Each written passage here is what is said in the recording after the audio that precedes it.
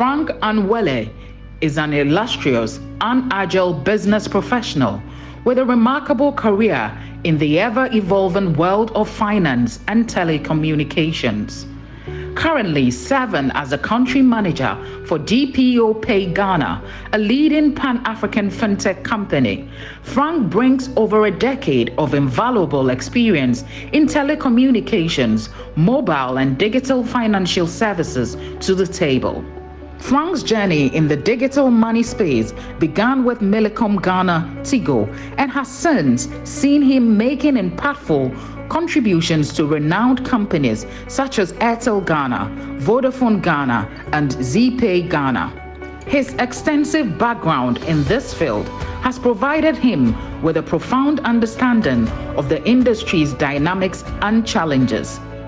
Beyond his thriving career, Frank remains deeply committed to empowering and advocating for the youth.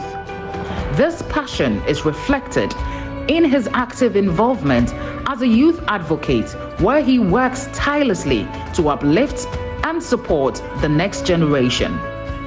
Frank holds an impressive academic background, having graduated from the prestigious University of Development Studies WA. Furthermore, his commitment to staying at the forefront of industry advancements has led him to become an alumnus of the esteemed Digital Frontiers Institute. Frank Anwele is a family man with 2 adorable kids and a beautiful wife. This very ambitious man, who has made his mark in the fintech and telecommunication space, is our big interview guest today. Stay tuned.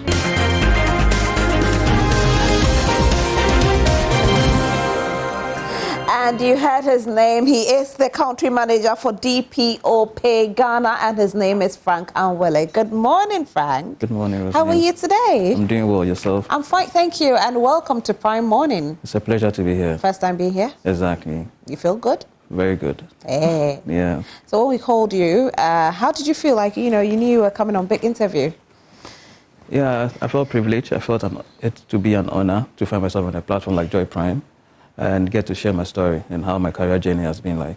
All right. Yeah. So, how did you find yourself in the space you are in? Because it looks like you've been in telecommunications and fintech for a while. Was it a dream that you always had to be in there and occupy the position that you're occupying today? Yeah, I think I just found myself under some bit of a strange circumstance. I took it very light, but it became something that I had passion for over time. So it all started when I finished secondary school. And we always have to wait for our results and go to tertiary. So during that period, I had this cousin of mine who used to work with Millicom Ghana at the time, head of sales. So he visits home a lot, and he comes with this branded vehicle, Tigo branded and all of that. So I was like, I want to find something to do whilst waiting for my admission letter to be out. So during that period, he was like, you know what, you're a DB, and I don't think you are ready to do what is available. And I was like, what is it? And he was like, I don't have the right certificate and blah, blah, blah, just SHS. So at that time, Tigo had started something they call freelancer model, where you have to go out and then sell SIM cards. We hadn't gotten to the stage where we are today, where we have a standardized way of registering SIM cards. We would just buy a SIM card, put it in the phone, make a phone call. So that was the opportunity available, and he offered it to me. So I went, I saw the place, and I was like, okay, am I ready for this? Because I saw people in there who were in it for probably a living, but I just wanted to get myself engaged. So the first day, we found ourselves out there and had to sell with managers and everything. I was like, oh, okay, this is a cool job. So let's make it happen. So we went, we made a sale, we shared the revenue equally. And I was like, oh, this is good. So I kept doing it, and at some points, it was a bit stressful. And also looking at my background, I was like, this is something that I'm a bit shy of, because, looking at my background, my friends will see me selling on the streets. How would they make of me? That kind of mixed feeling. But I felt something within. I was like, look, this is something that can turn into something big that you don't know. So give it a push. And I think my dad was quite supportive, because every morning he drops me off. And I was like, what's this man up to? And there's something he told me, which became a guiding principle, where he said, women are born to receive and men are born to struggle. So I was like, okay, probably this is the struggle. Let's make it happen. So we sell. And I had a bad experience at the Kaneshi flyover. Right. You know, we had this thing we call the Abaye. They claim people walk hawkers off the street and all that. So I had an experience where I didn't see them coming and I was selling. And I had a knock on my head. And that was the last point. I said, I don't do this job again. So I went back home. I wasn't going to work for like 2 days. And I was like, what are you doing home? Dress up and I'll drop you off.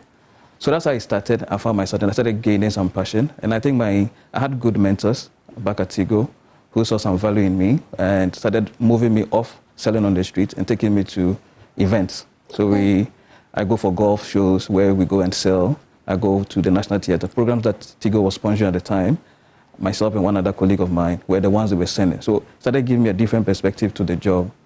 Yeah. So that's how it started. That's how it started. No, when you say you are a DP, Yeah. you said a friend said you are a DP.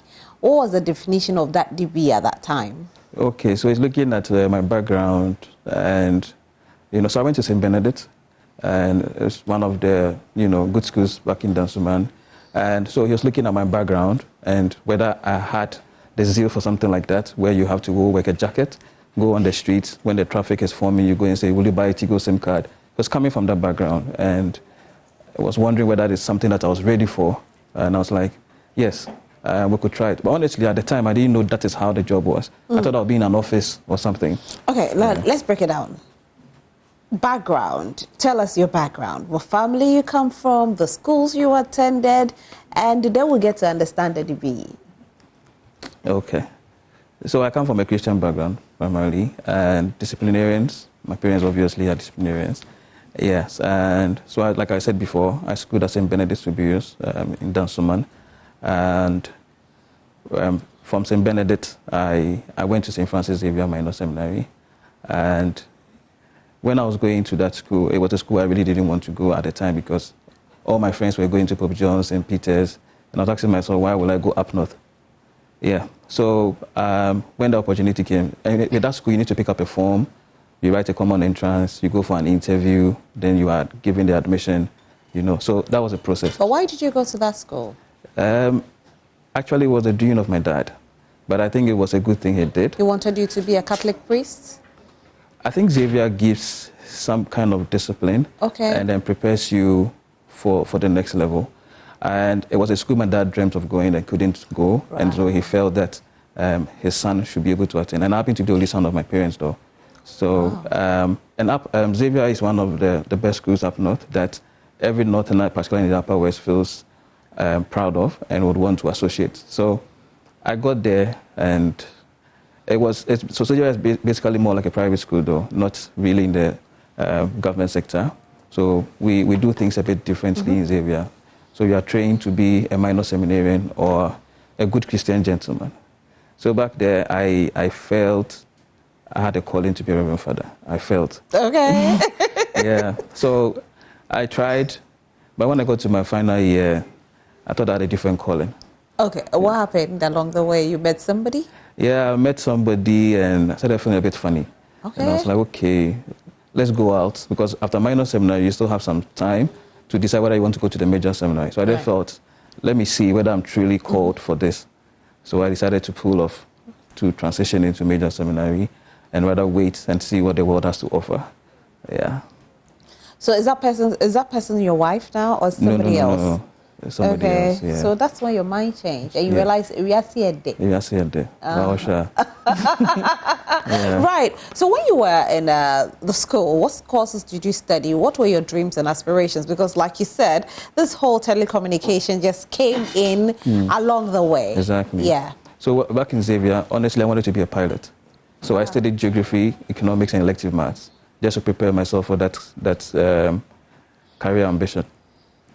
So unfortunately for me, when I was done with my senior high school education, it was quite expensive to study, piloting abroad. And so we had to redefine what we wanted to do. So I had to apply to traditional schools in Ghana. Okay. So that's where UDS came in. But I think I had some love for UDS when I found myself in Upper West. And that's what happened for me to go to UDS. I think it was a school my parents actually didn't want me to go because of some few things that happened back in the war. They felt I had too much independence at some point, and they felt they didn't have that kind of control over me. So they wanted me to come back home. Were you a bad boy? Not really, but I think I was a bit adventurous. Okay. Yeah. If you said adventurous, what did you do? We'll discuss that. We are here. So a bit of the adventure had to do with some of the things I found myself doing. And it got to a place where some bit of discomfort came from my parents because they felt I was opening up too much. I was engaging in too many things that ordinarily from a Christian background they wouldn't want me to find myself doing. So I had myself engaged in too many extracurricular activities that my parents thought was too wild for me. You were partying hard? Yeah. You were drinking? A bit. You were smoking? No. Okay. You were doing drugs? No. Okay. So but what I was women doing, were a lot? I think I have a lot of women around me, and they were not comfortable with it. And yeah, it almost cost me at that time. So it got to a point where it became a bit murky, and we had to get to the police and all of that. So there was a bit of drama around it. And that was when I just finished writing my SHS exam. I had to stay back in school for the police to be done with their investigation about something I was alleged. Do you mind telling us what, the claim you had done that you hadn't done that ended up in the police?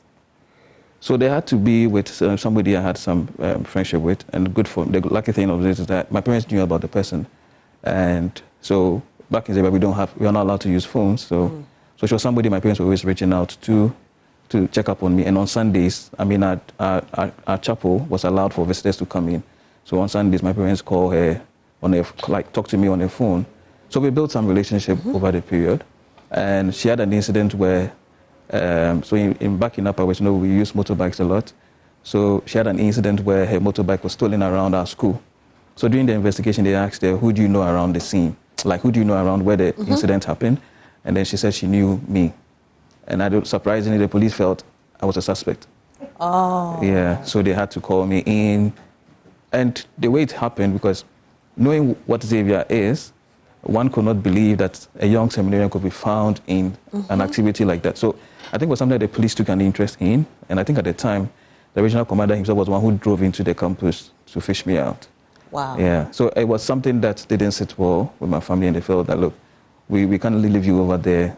So we dealt with it. The good thing is that I was cleared out of that claim. I knew nothing about it.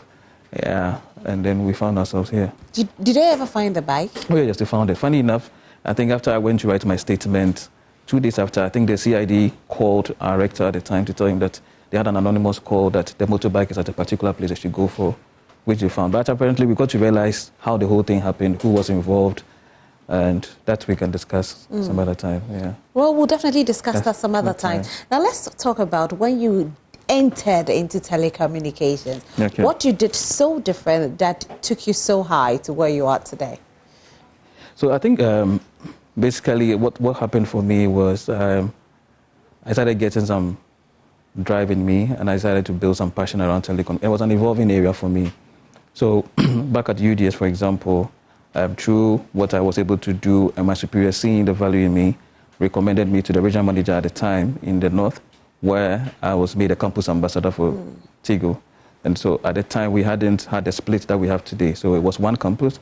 So we had the Tamale, Navrongo, Dungu, and Nyankpala campus. So I was championing Tigo's activities over there as the brand ambassador. So anything that had to do with student activism and all, I come in, I get to see how secure sponsorship from Tigo, and we are there. So around that time, UDS Wa campus in particular had just started the hall system. And I happened to be one of the halls called Cardinal Dairy Hall. And I'm proud to say I happened to be the first hall PRO for that hall. Oh, that's nice. Yeah, so during my leadership, I brought Tigo on board. We had to help with some form of visibility on campus. So all the halls on campus and the auditoriums and the lecture theaters were branded by Tigo by way of labeling what hall is this, sponsored by Tigo. So those are some of the things we were able to do and drive telecommunication aggressively, because at the time, the campus that we had found ourselves, mobile network hadn't expanded there because it was a growing. So you started from a city campus, and they are now gotten their main campus. So we really didn't have network there. But when they started seeing the drive and what was happening over there, they saw the need to invest. So that's when I started seeing my value. And anything that had to do with student activism and telecommunication, I was always the center of, discussion. And for me, I think it was a good point for me. Then I decided to veer off a bit to youth empowerment for my national service. Yeah, and I came back into telco space. So what has been your biggest challenge in the telco space? Those of us who are not there, we think everything is rosy there because we see you people driving the cars, living a posh life. And so we think there is no competition, there is no challenge. Everything is just rosy. It's a tough space to be. It's not as easy as people see it. What happens in that space is that, I mean, you are trying to get somebody to make a sale. Now, for me, I found myself in the fintech space of the telco. So I started off with the normal traditional sale of a SIM card, airtime. That was the standard everybody knew. Then we went into data. Then we now moved into value-added services like insurance, blah, blah, blah. Then mobile money came. So I found myself in the mobile money space, and that's where the challenge is. People don't understand the need to have a mobile wallet. People don't understand the use cases around mobile money. People don't understand the convenience that mobile money brings. People feel, how can I have money on my phone? How safe is it? You know, there was a lot of misconception about it. So it was a very tough one. And even today, we're still struggling to get people out there to understand the need of mobile wallet and all. So it hasn't been that easy. You have to drive through. There's no place in the northern part of Ghana that I haven't visited. By virtue of this, you have to drive to the villages, go to farming communities. Just so you could educate the people on it? Yes, for them to see the value. Because people had a SIM card and wanted to give them the next level of why you should use, the next level of what you could use your SIM card for. And that was mobile money. And that was a very tough area for me. And finding myself in a place where education was also a bit low, appreciation of technology was a bit low. For me, it was tough, but good, because it gave me the platform for me to understand financial inclusion better. And also coming from my educational background where I studied development communication in my master's, we needed to understand what the developmental needs are and how we communicate them, build the right use cases for people. And I think with that, people started seeing the value I bring into, and that brings me to my career properly. So I started off with Tigo, like I said, moved to Airtel, and all around mobile money. But the big one for me was Vodafone. When I had a call some time back, that was sometime in 2014, where my boss was like, somebody I'd worked before when I was a freelancer, it was like, gather the experience. Vodafone wants to launch mobile money, and I'll need you to develop the node for me. So I was like, okay. So I was there one fine morning, and the call came. I was like, are you Mr. Frank? I was like, yes. We have your CV with us, blah, blah, blah. We want you to come over. So, okay. So I flew in, came for the interview. And what shocked me was, when I came for that interview, my boss didn't sit in for the interview. He told the panel that, I know Frank too well, I can't interview him. So you guys should decide whether he's fit for purpose. Right. And that, for me, was a shocker. But I felt a bit uncomfortable. Why was it a shocker? Because I felt I knew the person who had recommended, so he should sit in and let's have a conversation with him. But for him to excuse himself and say the panel should decide, it means to me that he sees the value and he wants me to prove myself so that it doesn't feel like, I mean, I was just handpicked, but I'm bringing something on board. So they finished the interview, and then after I got back home, and he sends me a text that you wowed the panel, and so you'll get your offer letter soon. Then I found myself in Tigo, and I can tell you, I delivered the best of class. That was Vodafone, right? Yes, okay. In the north, and I was recognized, and that is good to know that people appreciate what you do. And I had my first trip up to the Kenya. You know, Safaricom happens to be let me just say, the mother of mobile money, where everybody is tapping from and learning. So I was saying to Safaricom, a bit of entertainment, a bit of work to understand the mobile money much better, and then came back to impact on the business. Yeah. Then I was given other roles in Vodafone, through to the head office to play some key accounts management role, where I had to help bring on board partnership with banks and key strategic partners to see how we can deepen market share. Yeah. As a young man, you always dreamt of becoming a pilot, like you said earlier, and now you find yourself in the telecommunication space. Was there any point in your career that you felt that you had made a mistake and you wanted to go back into piloting? Never at all.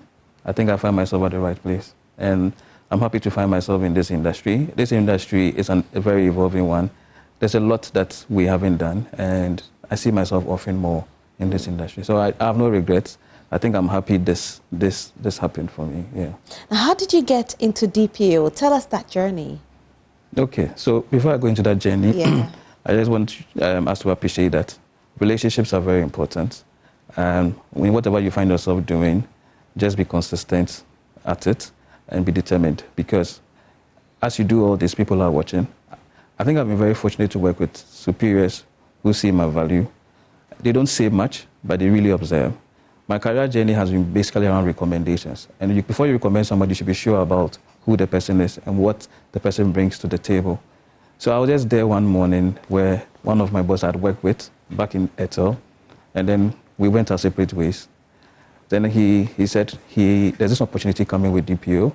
He's been contacted to make a recommendation, and he has, thrown in my CV. So just in case I'm reached out, I should offer myself. I said, okay.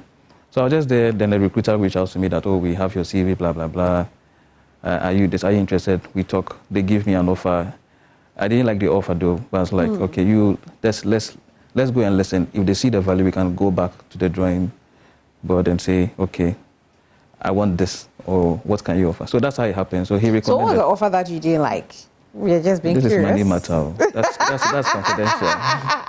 Yeah. The money wasn't. It wasn't a bit exciting. It wasn't too exciting. Okay. Yeah. So you renegotiated? Oh, of course. Yeah. 100 times more? 100% more? What do you think? I think probably 200% more. No, that's too much. Okay. So you went for 100% more? Something between 50 and 100. Okay. Yeah. And they agreed? Yeah. What did you tell them that made them agree? I told them what value I bring to the table. I told them what my network looks like. I told them how I intend to grow their market share and grow their relevance in the market. And this is evidence in my profile that you just saw. Just joining DPO, we happened to be identified as the Discovery of the Year in the Ghana FinTech Award, which happened at the beginning of the year. And that's something that's very remarkable. In our operations over the period that we found ourselves in Ghana, we hadn't had that kind of recognition. And so it tells you the leadership I bring to the table. Again, over the period, we've also seen ourselves engaging in right partnerships with strategic partners where we want to see growth for the business. And so I think they are beginning to see value, and I think they saw value. So they decided to, see how they can match my value as well. Now, I'll give you the opportunity to tell Ghanaians a bit about DPO, since, you are the main head of DPO and you're seated on Big Interview today. Let's tell DPO. Okay, so DPO happens to be a subsidiary of Network International. We were acquired by Network International, which is our parent company. So we currently operate as a payment service provider where we offer what we call merchant aggregation services to small, large, medium enterprises or businesses in the market, and global merchants as well. So we just offer them the right solutions to basically collect payments in a secure manner. Okay. So everybody out there can get in touch with DPO, right? Exactly. Even Joy Prime, we can help you. We're on board. Yeah. Now let's bring it home. You're married, aren't you? Yes, I'm married. And the profile did say so. Yeah. Tell us how you met wifey. Very interesting. Okay, so I met her when I joined Tigo. Okay.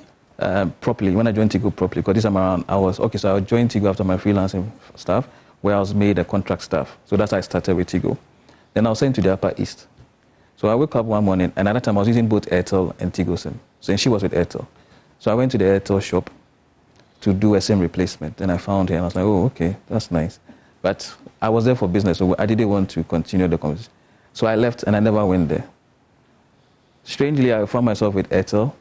After a year, then I was made to handle the 3 northern regions. Obviously, I needed to visit all the shops and all of that. And she happened to be one of the shops in the Upper East. So obviously, there was a bit of a dotted line of report to me. So now there was a reason. So I went up north again. Then I see her, I was like, oh, okay, I've seen you again.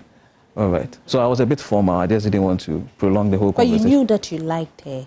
Yes, there was something striking about her the first time I saw her. But of course, I just didn't want to rush it, just to be sure that maybe she's the one.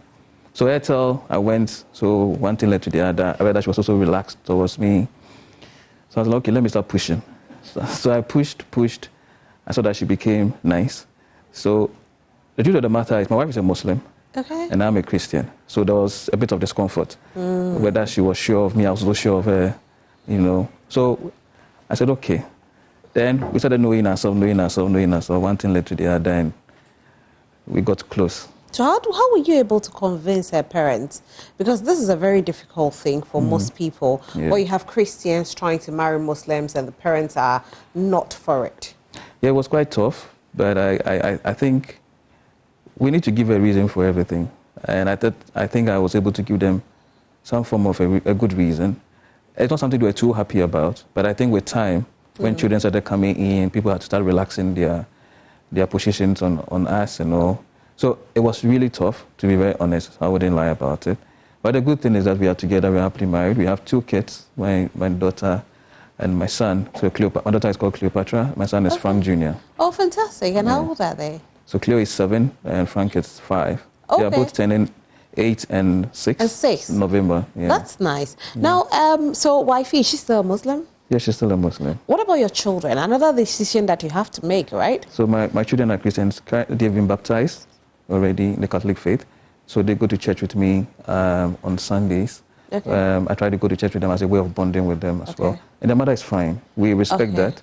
And that's something, decision that we both took, that the kids remain in the Christian faith. Maybe when they grow and they decide which faith they want to go, that's their decision. But for now, I respect her religion and she respects mine. Yeah.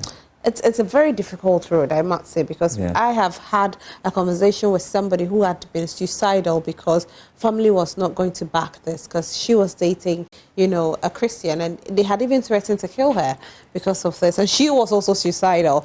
So you telling us this story actually is an inspiration to a lot of people out there. You have no idea. Yeah.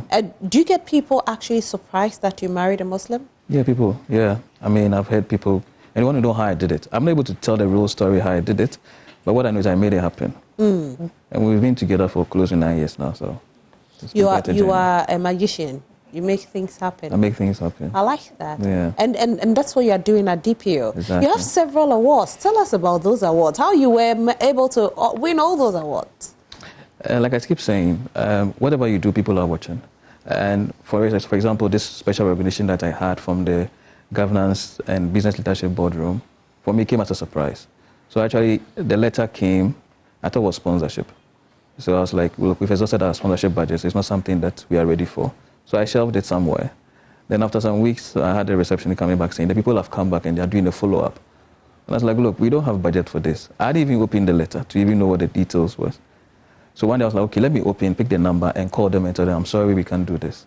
Then I opened the letter and there was a different story in the letter. I was like, oh, okay. Then I quickly called the guy. I was like, sorry, I haven't called you all this while, blah, blah, blah. So let's talk about it. Then he let me understand that it's a special recognition.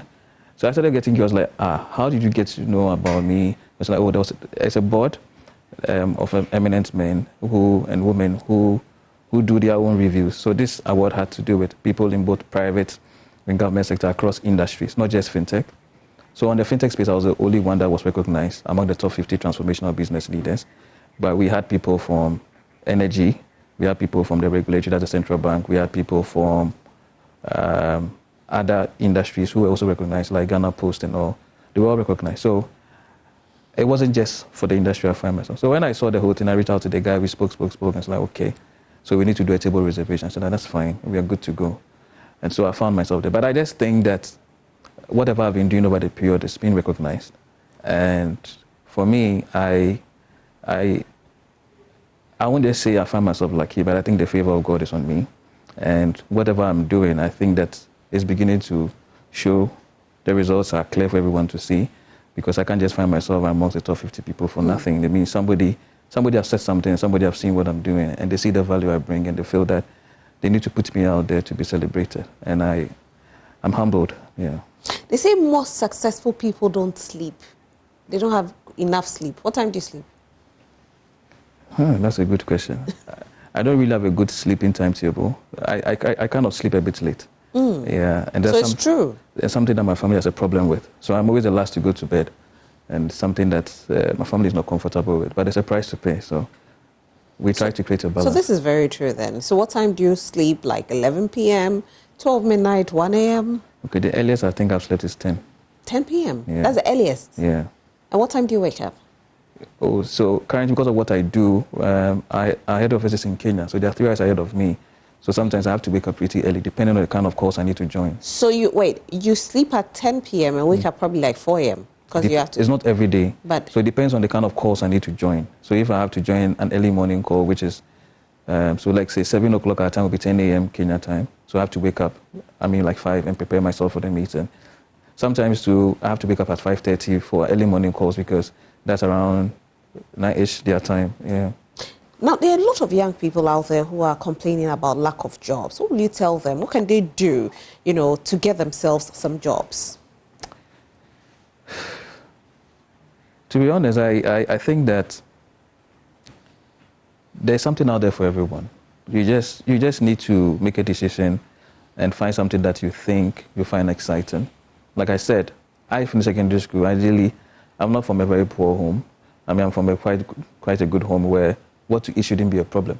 But I felt that I can't just be sitting home and waiting to get admission to school. Let me find something doing. It was a road less travel where I said I was going to sell on the street. But I took it, and today I'm happy I took that decision. So I feel we just need to find something out there and do. And I also think that one of the things that as young people that we are not doing is that we need to identify people that we look up to. Like I said, it was my cousin I was looking up to. I saw how he rose in his career, and I felt I also want to rise in my career like that. So for me, he was my point of contact, and he didn't know he was, you know, having an impact on my life, but secretly I knew he was. I think what we need to do is identify people that we look up to, see what they are doing, and move close to them. The kind of friendships that we also have is so very important. So we need to build the right friendship. We shouldn't really play around our mates. We should also look at people who are quite older than us, because these are people that we get to learn a lot from, and they get to create opportunities for us. So I think as young people, start small and watch it grow. Yeah. As a young man, we know that now the youth wants to take over politics. So do you have plans of going to politics? Oh, okay. So I did some bit of politics and I stopped. Okay. So student leadership, like I mentioned, I was the first hall PRO for Canadary Hall. Then I went into NUCS, the National Union of Ghana Students Union, as a local president. I contested.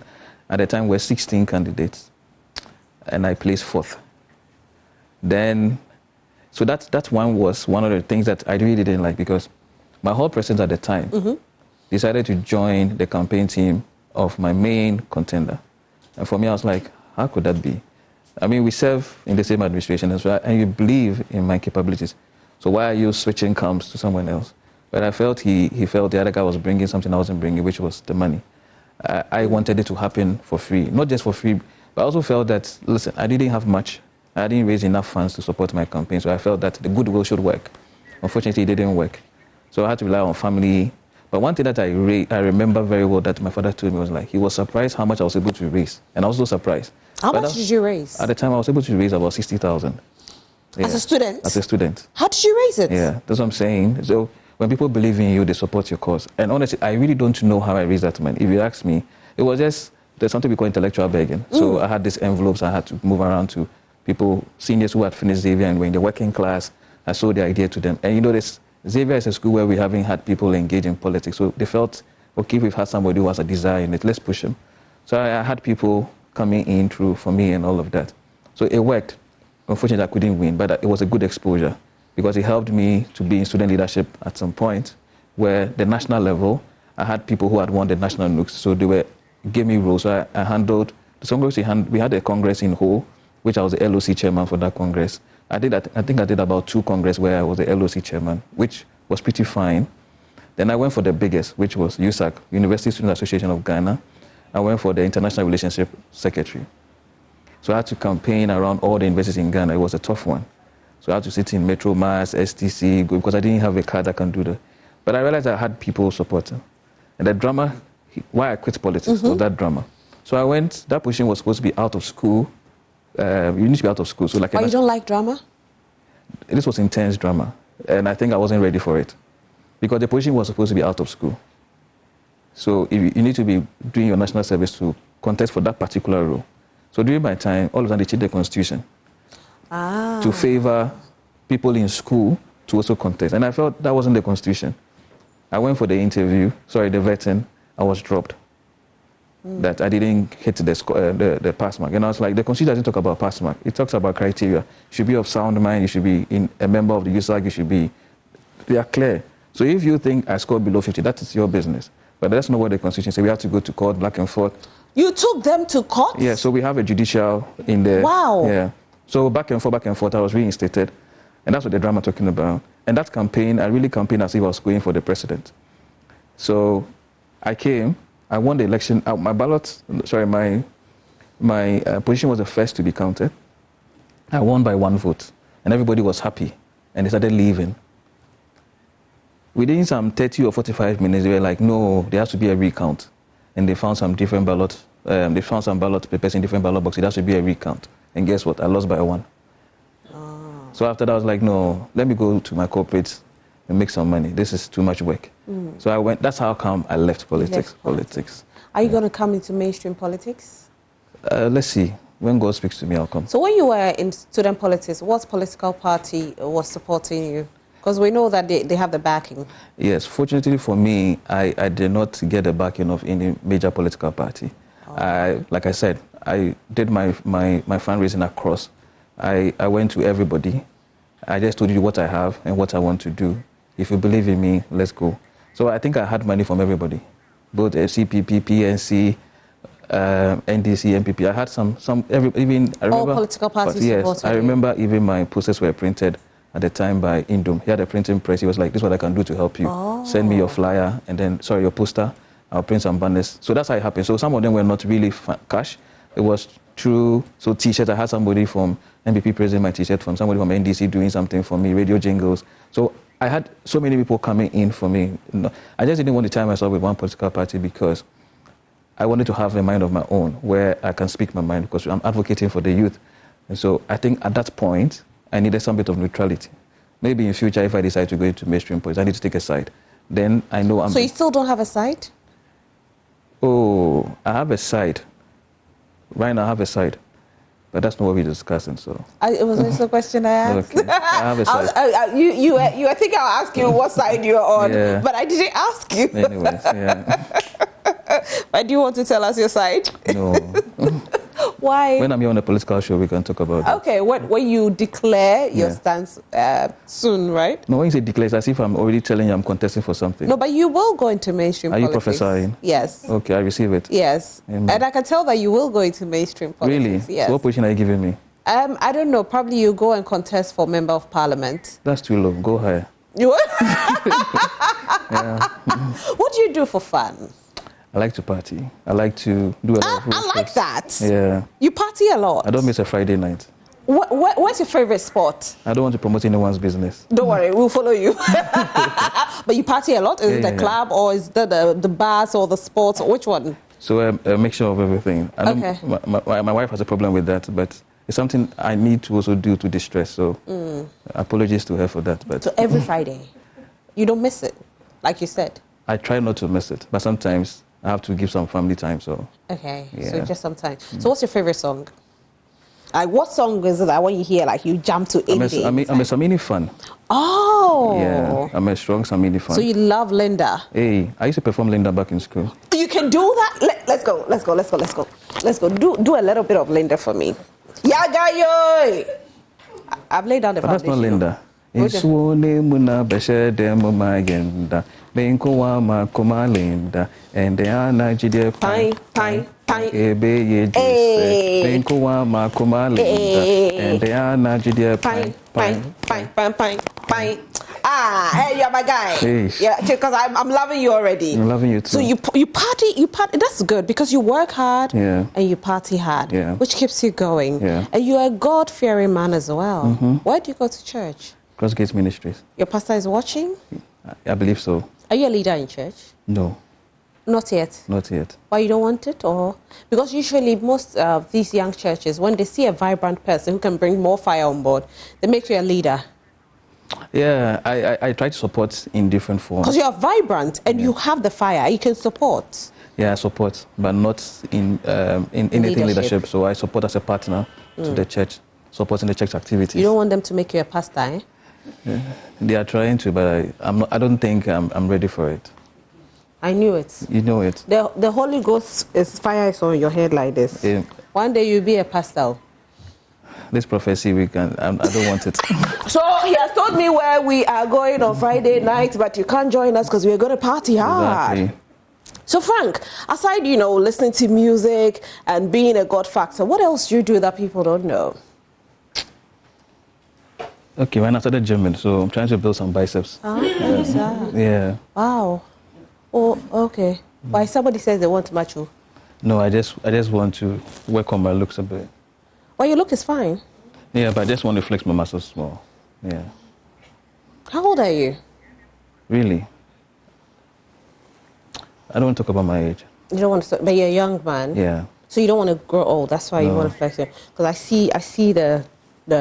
Is it? Are you curling your hair or it is S-curls or it is? Which one is it? I don't know how you describe it, but that's my look. Tell us about your fashion sense, because I see you're a very fashionable man. Nice shoes, nice kaftan, nice haircut. Tell us a bit about what inspires your fashionable sense. I think everybody likes a nice groomed man, and so I just think I need to show up well every time. Yeah. That's nice. It's been a nice conversation with you, I must say. I've learned a lot from you, especially your resilience nature, because no matter what, you still stand firm and you go far. And your political ambition, which you don't want to talk about too much, but I know it's definitely going to manifest very, very soon. You said you want MP, so what do you want? Minister? Or you want to go for vice president? I thought you were prophesying, so I thought... Or you want finance minister? Or Ministry of Communication? Or information? No, maybe the presidency wouldn't be a bad idea. The presidency? Yeah. When it's kind of... No, just to serve. You're smart. Frank, thank you so much. There are so many young people watching you. What did you have to tell them before you go? Yes, I believe that what I want to let the young people out there to know is that believe in yourself and believe that everybody has a timing. The sun and the moon shine at their right time. And whatever you do, just be consistent about it. And remember that determination determines destiny. All right. Yeah. Talking about that, I have a surprise for you. So I don't want you to go yet. But I'm loving this picture of yours, though. Okay. So that's a swag on Papa. When did you take this picture? That was on Friday, last week Friday. You took this picture? Why, you take picture every day? No, that was during the awards. Oh, okay. Yeah. All right. I thought you take pictures every day. No, But you actually do have very nice pictures, so it looks like you take pictures every day. No, I don't. Okay, so on that note, I also actually have this for you. Thanks. And we want to say a big congratulations to you for all that you do. You inspire the young ones out there. And of course, we are super proud of you, Mr. Frank Anwele. Oh, okay. Yes. Really, that's nice. You like it? I love it. I know you love it. As if I know you, but I don't know you. Okay. But I knew you love it. This is sweet. Yes, you can take a seat with it. Okay. So I want to say a very big thank you to our people who sponsored us with this. But what do you have to say before we thank them about your I know you've said you love it, but that's you, right? Do you have a frame in this picture? You can show it to the camera. I know you're looking at it, but again... Do I have a frame in this picture? Yes. No, I don't. So we did something. Yeah. Where will you put this in your house? Or house or office? That's my roomie's decision. Oh, yeah. I think. Where should we put this in? Maybe your office. Maybe your house. I think the house would be better. When I wake up every morning, I remember Joy Prime. I love that. Yeah. I love that, Frank. Yeah. Thank you so much. And thank you to Frames GH for giving us this beautiful frame.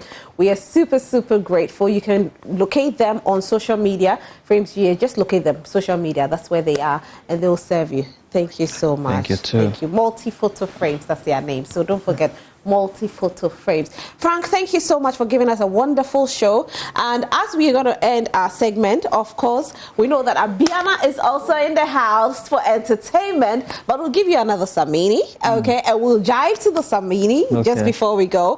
But thank you so much for being here. We're super, super grateful. Our guest for today for the big interview has been Frank Anwele, and he's actually with DPO. Now, I'm excited because he started off as a young man who was on the street selling. But guess what? Today, he is a CEO of DPO. And you ask yourself, how did he do it? He stood firm. He stood all the tests, no matter what. He said, I wasn't going to give up. And he's where he is today. He nearly became a Catholic priest, but somewhere, somehow, somebody else actually got him his heart to like beat to like this. And he became who he is today. So we celebrate him today. And we will enjoy something from his favorite artist in Ghana, that is Samini. And I don't know what song the producer is going to play, but definitely it's going to be a great song. Thank you once again, Frank, for being here.